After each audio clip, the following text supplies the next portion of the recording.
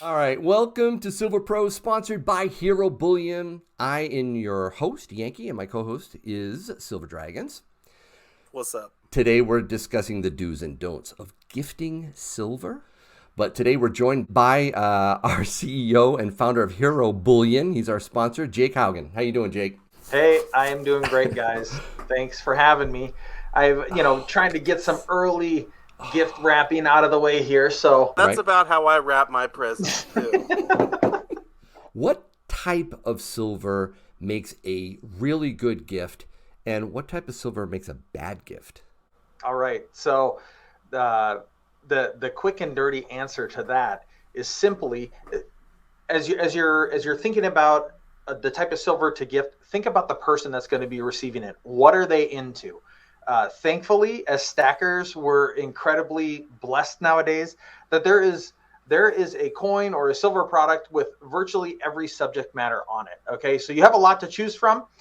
Some of it's going to be collectible stuff. Some of it's going to be, more bullion geared stuff. But think about the person that's going to be receiving this. So let's take the example and say, hey, you're getting a gift for a child. A gift for a child. And by the way, giving gifts of silver to children is by far and away one of the best things we can do as stackers, simply because we're helping to light that spark in them for stacking. And honestly, I started out as a 9-year-old in stacking and collecting coins, and I would love nothing more than a bunch of other children to have that same kind of experience that I did. Even some of my own children have no interest in precious metals or stacking, and some of them do. So it's really an individual thing. But think about a younger person getting a gift. One thing that let's say a young girl who's into dolls or is into horses. There are the lunar year of the horse coins, right? You could kind of throw out any scenario and we could come up with a coin to give that person. So I would definitely think about the person that's receiving it, what they're into, and what kind of experience you want to create with them.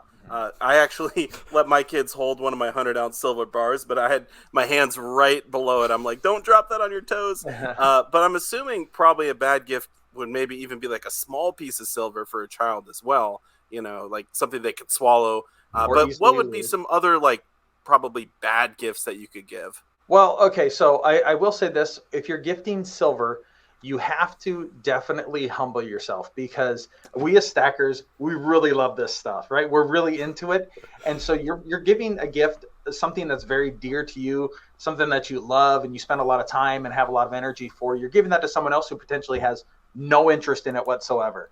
And so I would say the bad gift is the gift that's given with an expectation, the expectation that that other person is going to feel the same way about it that you are, right?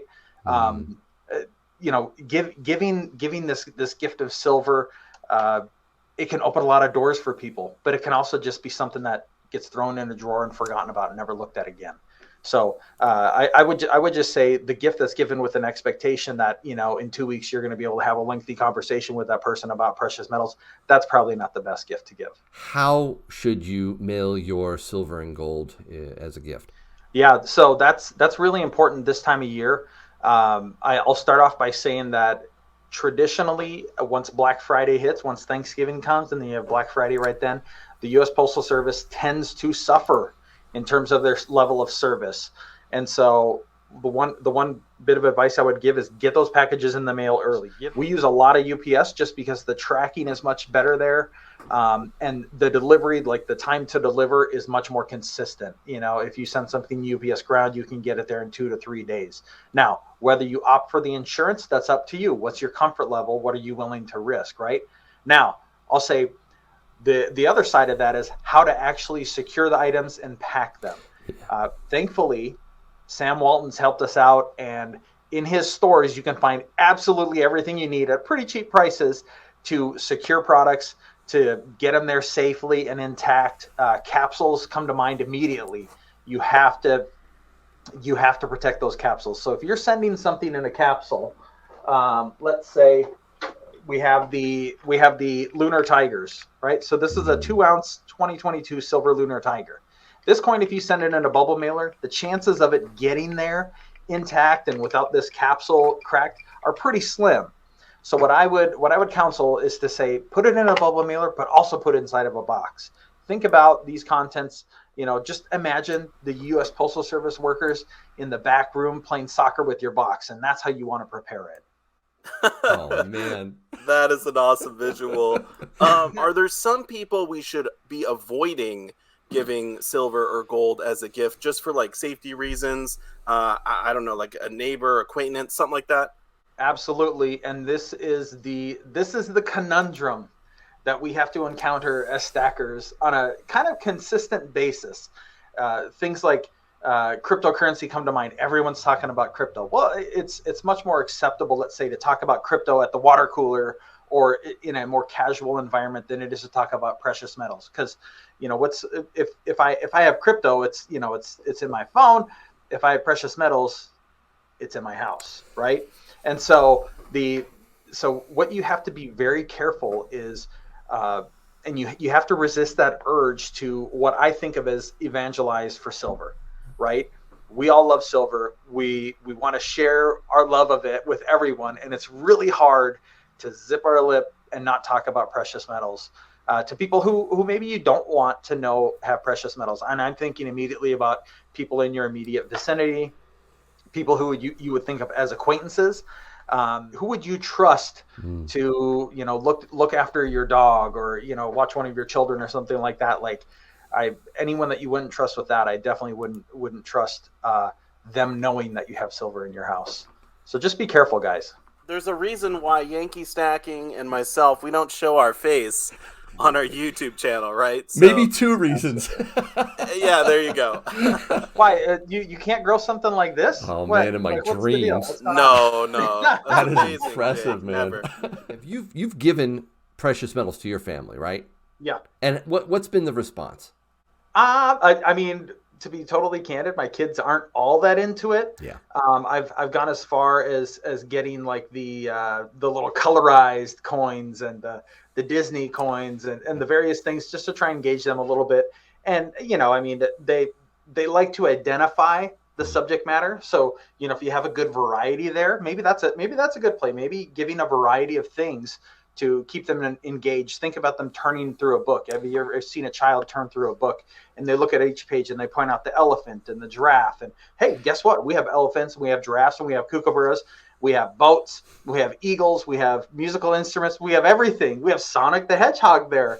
Right. We have Sonic on a coin, right? But Jake, that can be the case with anything, right? When they're very little, it's hard sometimes for them to appreciate what it is that they have. But as they grow older, I remember just, coin roll hunting or doing, numismatics with my grandfather. I didn't really appreciate it until later. Yeah, and Yankee, that is the gift of stacking. That experience, that memory with your loved one, that's the important part of stacking. That's the part that I love. So kind of going off that, let me ask you this. I personally believe when you give the gift of silver to someone or gold or whatever it is, you really do need to talk about, everything that goes along with that. If you're giving them junk silver, hey, this looks like a quarter, but don't spend it for a candy bar, right? So would you agree? Is that not something we should be talking about? Yeah, absolutely. You need to talk about that. And the thing to understand is that, not just children, but even adults don't really have, or a lot of adults don't really have, context and understanding that things weren't always the way that they are now. FDR was not always on the dime, right? We have dimes before FDR. Ooh. We have the Mercury dime. Okay, and so the story, I love telling the story of the Mercury dime. Okay, the Mercury dime. Everyone looks at it, and you may or may not know this, but Mercury is not the subject here, guys. This is not the Roman god Mercury. This is actually Lady Liberty with wings on her cap to represent freedom of thought. Okay? That's the real story of the Mercury dime. And that's a story that I hope sticks with somebody. Okay? So it's kind of our responsibility to learn those things and to be able to teach someone else about them. I love the story of the Mercury dime. We call them Mercs, but the fact that there's a story behind it, it's not actually Mercury, guys. There's a lot more to it, right? Just look at the Christmas glow in this man's face. I think he's really. Are you getting into the spirit here, man? We got to step it up a little bit, guys. Oh, there we go. We're really getting into the spirit now. I want to know, what silver or gold would you want in your stocking? Ooh, that's a good question. The thing that immediately comes to mind, and something that I searched high and low for this year, was actually it was our giveaway last time, and that was the Knights of Malta release from the Germania Mint. I love it. It's the first in a series, and there was so much hype. It wasn't even on my radar initially, and we had so many people reach out, and that's one thing that I can't tell you how much we appreciate that. Right? When you guys are looking for something, please ask, because if I get that information, hey, we have a lot of people asking about the Knights of Malta, and so part of the most fun I have doing this is in trading. I love trading. I love finding the little pockets of inventory, getting it to the website, getting it to the States. And so, we assembled quite a few of the Knights of Malta from Germania. Let's see, I have one. Oh, those are beautiful. Always got to have one of these close, right? So yeah, it's the Knights of Malta from Germania. We got these from a few different sources. We are direct with the Germania Mint, so we got a portion there, but we got less than a quarter of what we asked for from them. And so and that was just not going to be enough for us. And so we were able to, through a couple of our other dealers, secure some more. And so we have a good chunk of them. And this would be mine. I love it. I think it's so cool. When I was in 10th grade, I actually did a U.S. or a world history report on the feudal system, and that kind of woke things up for me and taught me a lot about it and got me engaged on this subject matter. And I know, SD, I know you're a big fan of this. I think this is going to be a triple-digit coin before too long, just based on the fact that so many people are very interested in it. So, I mean, I don't know. You kind of have a big stocking to fit this guy in there, but it'll fit in there if you work hard enough. Just don't bend it, guys. Don't bend it. Yeah. That's pretty funny. And it is a beautiful coin. I love those. It's the first in the series. I think that could be even the coin of the year, possibly. Hey, one quick question that I wanted to ask you was about storing precious metals, because I know if we're giving stuff to family, maybe they've never got silver before, they don't even know what to do with it. So can you explain just very basically how they could store their precious metals? Really, if you're looking for the best experience, I would definitely recommend when you give the gift, you don't just give a coin in a plastic flip, right? We call this a flip, the sleeve, right? Don't just give the coin in the sleeve. Give them a capsule with it. Give them some gloves. Give them. We sell these loops here. Give them the loops, right? The little magnifiers, stuff that to help them and encourage them to handle it, engage with it. And that's part of the education. And as we talked about earlier, Yankee, the gift, like that's part of the gift is, let's say you're going to give someone a puppy for Christmas. Well, they need to know how to care for that puppy, right? And it's the same way with bullion, right? We want to keep this stuff in good shape. We want it to last. Bullion, I love bullion because really it is timeless. Think about the amount of time you spend going to the store and shopping and buying gifts, and the amount of time that you spend, or just energy that you exert thinking about what this gift is going to be, and then never really know if it's going to be good for anybody. I love the idea of finding a cool coin, whether it's the Tiger's always a good one because they're dated, they're unique. And when I say Tiger, I mean the Perth Lunar series. Those are unique. They come out every single year. They're in multiple different sizes. Buy a roll of those Tigers or Lunars, right?